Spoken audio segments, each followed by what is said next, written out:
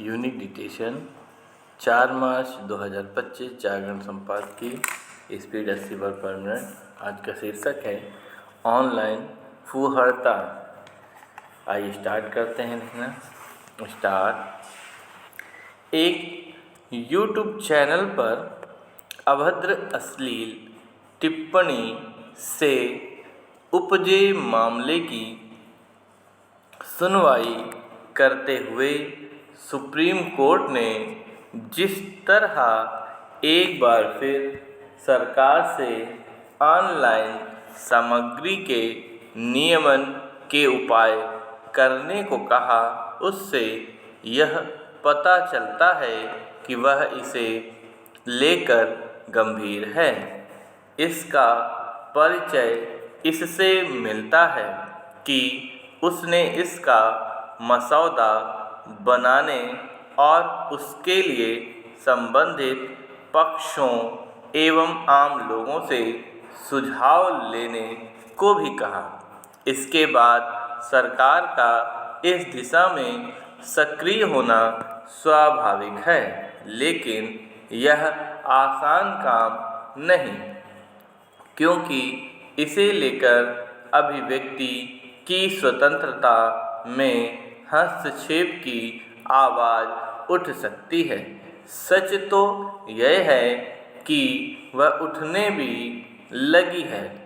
खुद को social media कहने वाले इंटरनेट प्लेटफॉर्म मुक्त विचारों के मंच के तौर पर जाने जाते हैं। ये प्लेटफॉर्म लोगों को कुछ भी कहने की अनुमति देते हैं, लेकिन अभिव्यक्ति की स्वतंत्रता असीम नहीं, इसकी अपनी कुछ सीमाएं हैं। अभिव्यक्ति की स्वतंत्रता के नाम पर फूहड़ता, नग्नता और नफरत फैलाने की इजाज़त नहीं दी जा सकती। दुर्भाग्य से कुछ लोग यह समझ बैठे हैं कि उन्हें ऑनलाइन प्लेटफॉर्म पर कुछ भी कहने की छूट मिली हुई है। इनमें प्रमुख है कॉमेडियन और इन्फ्लुएंसर्स। ये खुलकर गालियों का तो इस्तेमाल करते ही हैं, शालीनता और नैतिकता की भी धज्जियाँ उड़ाते हैं।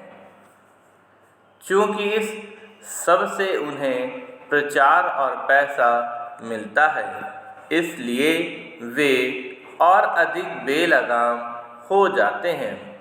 इसी का नतीजा है कि अश्लील ऑनलाइन सामग्री बढ़ती जा रही है। इसका ही उदाहरण इंडिया गॉट लेटेंट नामक यूट्यूब कार्यक्रम पर देखने को मिला। इससे लोगों का आक्रोशित होना स्वाभाविक है। इसे लेकर पुलिस ने अपने स्तर पर कार्रवाई शुरू की। इस पर ऐसे तर्कों के आधार पर आपत्तियां उठी कि क्या अभद्र टिप्पणी करने वालों को जेल में डाल देने से देश की सभी समस्याओं का समाधान हो जाएगा। प्रश्न यह है कि क्या ऑनलाइन अभद्रता से मुंह मोड़ लेने से सब कुछ सही हो जाएगा? यदि देश में कुछ गंभीर समस्याएं हैं, तो इसका यह मतलब नहीं हो सकता कि ऑनलाइन फूहड़ता को बेरोक-टोक चलने दिया जाए। स्पष्ट है कि सरकार को यह देखने ही होगा कि अभिव्यक्ति की स्वतंत्रता के बहाने ऑनलाइन फूहड़ता अनियंत्रित न होने पाए।